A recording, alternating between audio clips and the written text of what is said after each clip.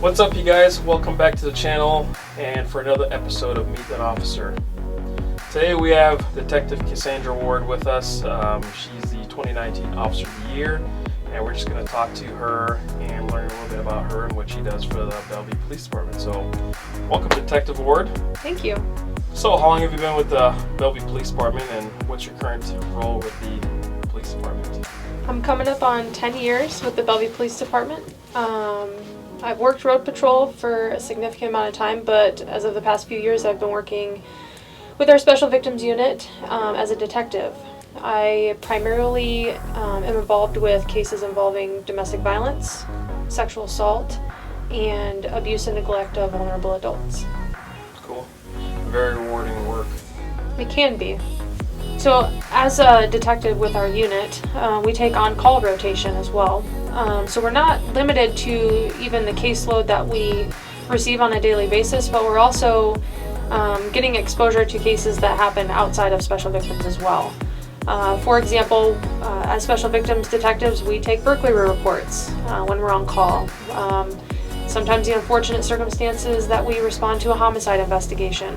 And then just a number of different cases that come in during on-call hours.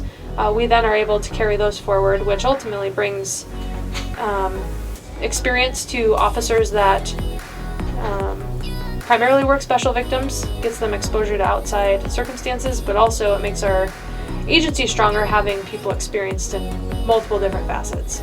So in special victims unit work, there's a lot of assumptions out there that people make based on TV shows and whatnot.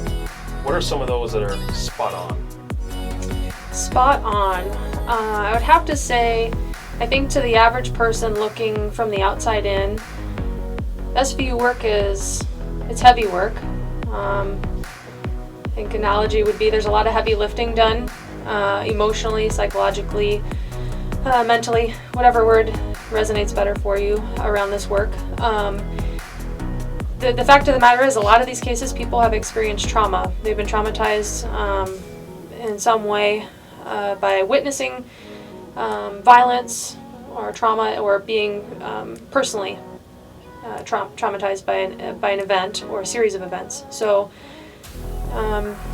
with that, we do the best we can with the resources we have.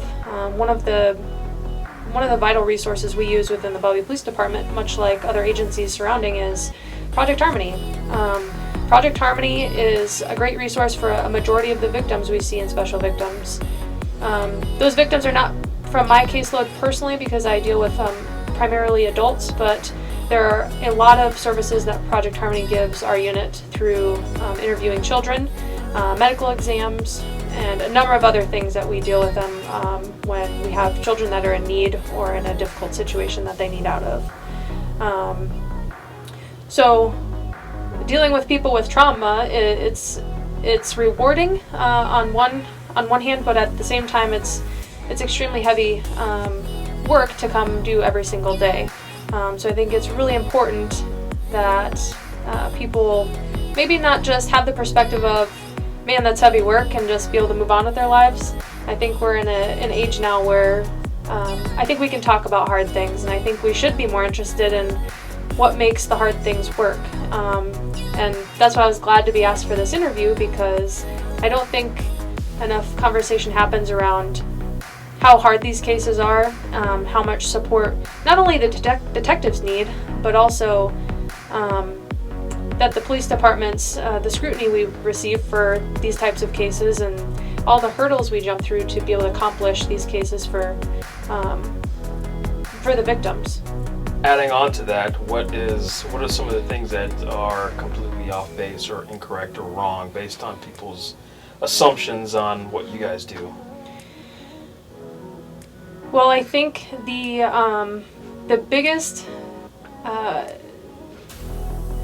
error the public could make is to assume that their case can be done in 45 minutes, just like on TV. Unfortunately, like, we're in 2020, but I don't think people realize how real that CSI effect is on law enforcement, and some of the unrealistic expectations people have because of what they know through media. Right.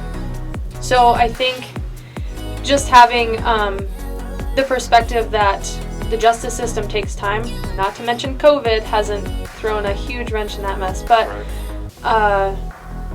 these things takes time. We're dealing with, again, people problems, which behaviors evolve.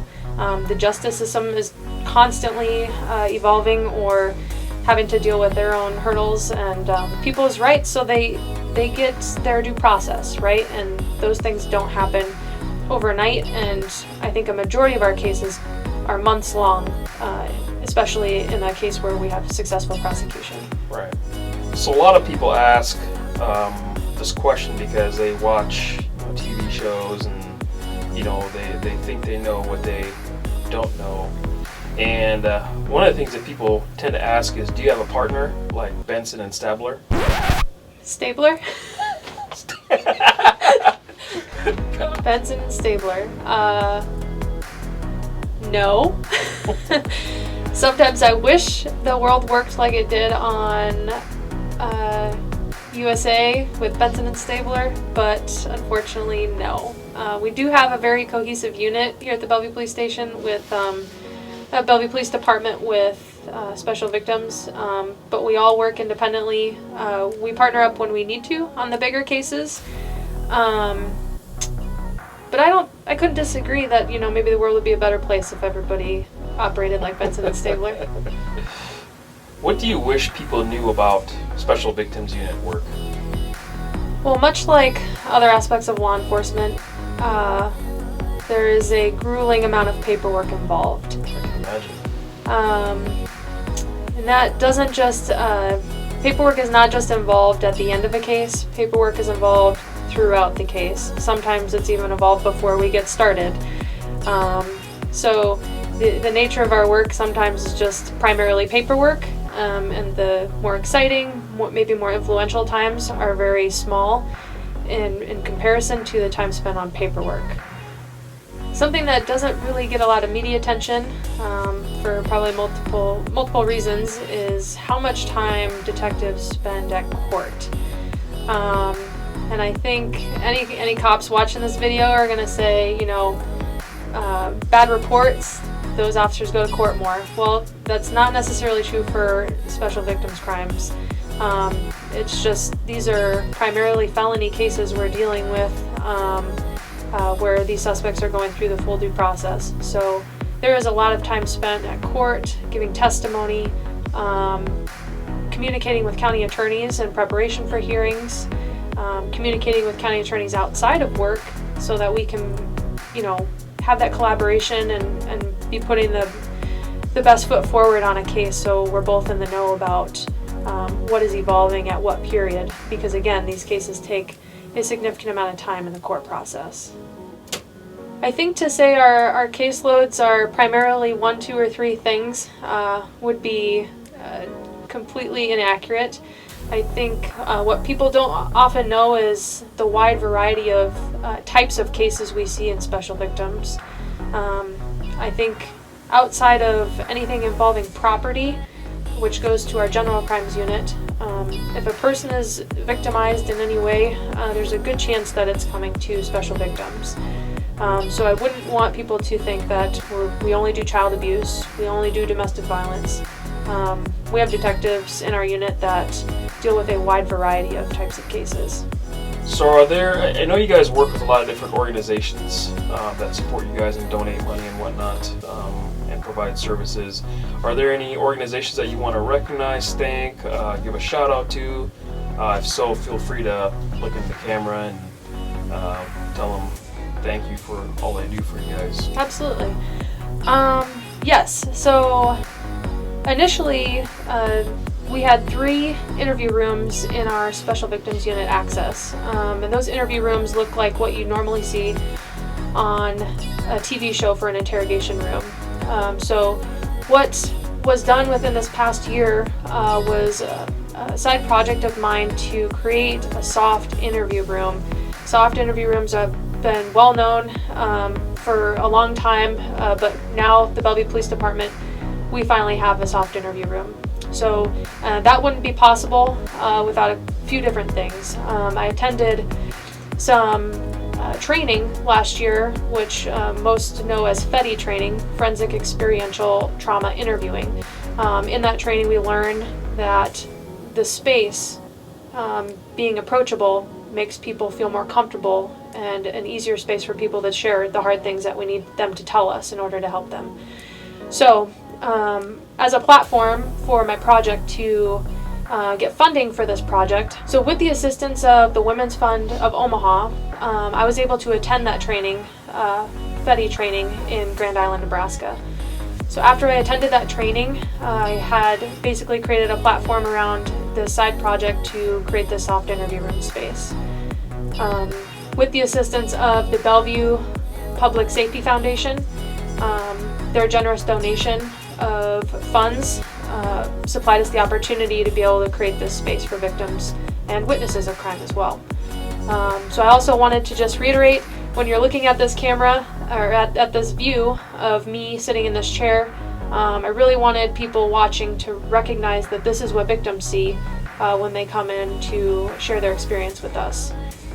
We wanted this to be a space where everybody felt comfortable, safe, and open to share what they've experienced.